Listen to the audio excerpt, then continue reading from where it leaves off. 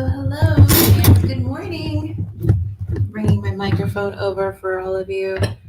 Happy Tuesday, and welcome back to another Weekly Wisdom. We are so excited, as always, to be bringing you another Weekly Wisdom. This is every Tuesday, 9 a.m. I come at you with a diversity, equity, and inclusion tidbit, a little bit of wisdom, just as you're building your own diversity, equity, and inclusion systems and processes and events and exciting opportunities. So today's weekly wisdom is all about 3 ways ERGs can involve allies. And maybe this is something you're very used to. Maybe this is something that is new to you.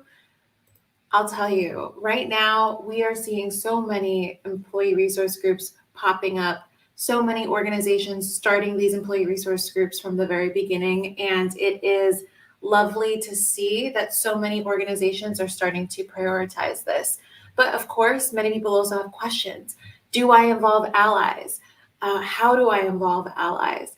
And this weekly wisdom, less than 10 minutes, we're going to talk a little bit about how those ERGs can involve allies. So let's jump right into it.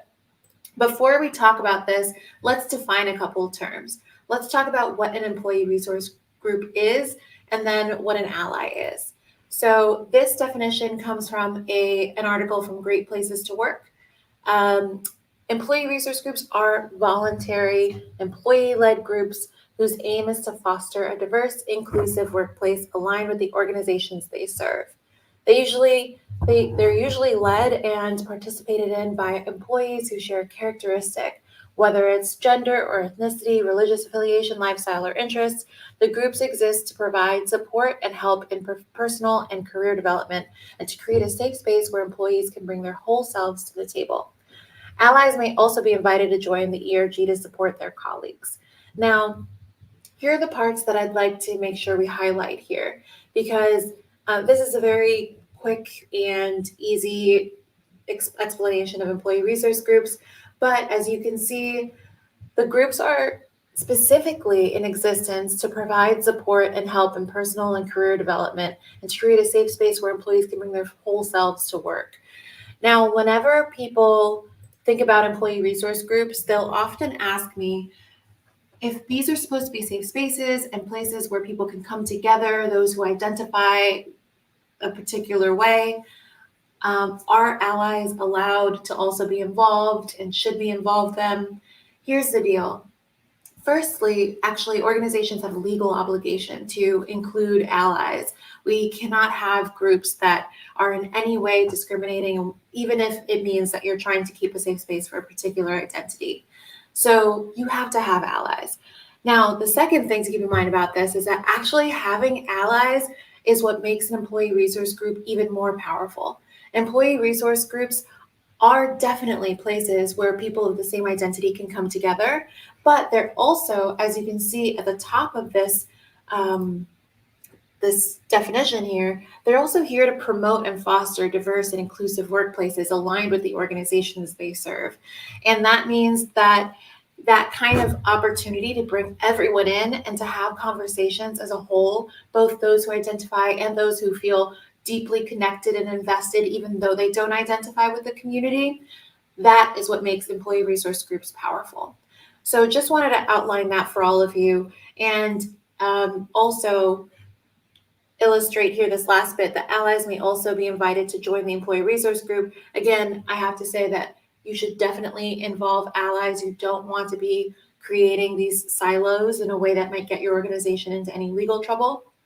And also, allies can be a powerful part of this experience. So this is a conversation that I have all the time with people who are asking about how to build employee resource groups from scratch. And there's a lot that goes into how to support an employee resource group that has allies involved.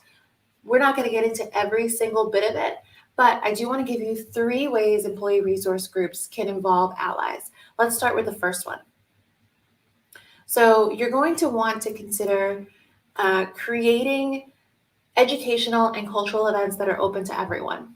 Imagine having an event that maybe allows everyone to come and sit and watch a movie, or allows everyone to come together and listen to a speaker who's speaking about the history of the identity or the history of the marginalization of that kind of identity, or speaking about something that's happening in current events that might be really impacting those who are part of the employee resource group.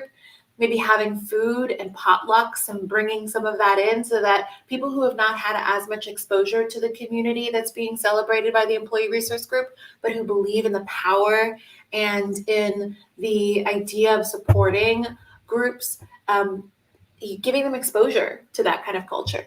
So that's one thing you can do as an employee resource group. The next thing you might want to do or consider is adding descriptions to help members self-select in or out.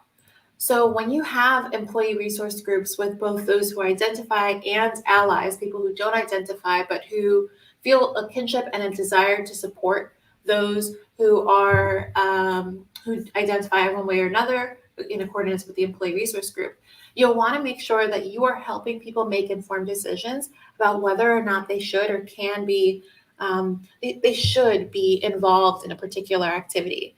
So you'll want to make sure that everything is open to everyone, but in the descriptions you can say, we're really hoping to create a space where people can speak vulnerably about their own connection to this identity, and where people can have a safe space to speak in kinship with each other. And that kind of language and those kinds of descriptions should help allies self-select out of those kinds of experiences. You can also have an activity that says, hey, this is open to everybody, and in fact, we want allies to attend. Please encourage absolutely everyone to come to this, whether they identify as fill in the blank or not.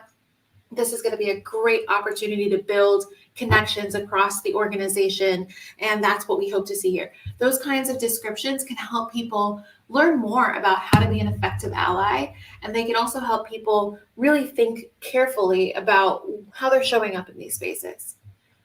Great. Let's see what the next one is. This is the last one. Lean into intersectionality and partner with other ERGs. You might find that there's actually a ton that you can do with other employee resource groups, many different ways that you have members who are cross-involved, not just as allies, but as people who identify as one or two or three or more of those different identities that are represented by employee resource groups.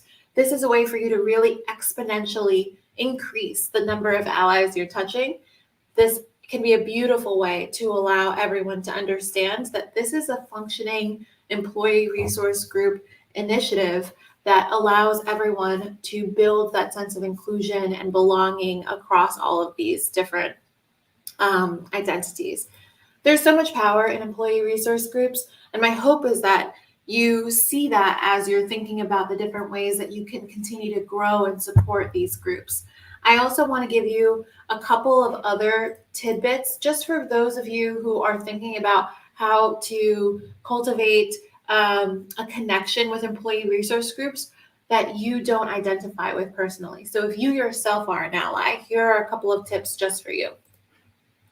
I encourage you to ask if you're not sure. So if you're not sure whether or not you should come to an event or engage in an activity, just ask a group leader. The group leader will likely say that you are invited, but that this is a space where most likely people will identify, or maybe they'll say, hey, listen, I'm not going to turn you away, but this is actually something that's really important for just people who are identifying to go to, because it's going to be a very vulnerable, safe space. So ask a group leader if you're not sure, do the responsible thing. If there's limited spaces at an event, and we see this all the time, sometimes there'll be an event that's happening and it sounds like a very cool event. Maybe there's speakers coming in and the ERG is hosting it. If it seems like it's a big rush to this event and you know that there might be some people who identify with the community who are maybe not getting the opportunity because of this rush, just step back. As an ally, know that there are maybe some instances where things are open to everyone, but actually you'll want to make sure that people are being prioritized in this way. If there are opportunities to help, offer your time. That's the right thing to do. And that's a great way to demonstrate that you actually are here for the right reasons. And then lastly, listen as much and as often as possible. That can be super powerful. All right, that was your weekly wisdom this week. And we're right at 10 minutes. So we're excited that you joined us another time. And we will be back here in a week on Tuesday at 9 a.m. So please be sure to join us.